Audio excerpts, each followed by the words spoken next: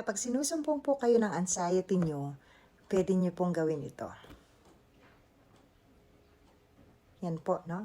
Pagdikitin nyo yung mga fingers nyo, then, try to do this. Effective po yan, especially kapag meron po kayong panic attack.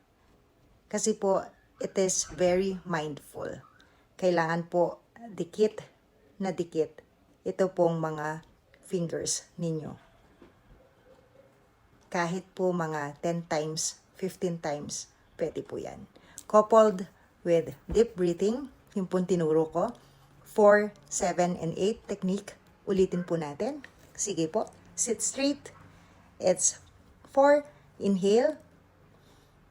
And 7, hold your breath. Inhale po pala through your nose, ha? Then hold your breath for 7 counts. And then exhale. Exhale through your mouth. Pwede rin po, gawin niyo po ito. This is what we call the butterfly technique. At itap niyo po, pwede po kayong pumikit. Tapos mag-deep breathing.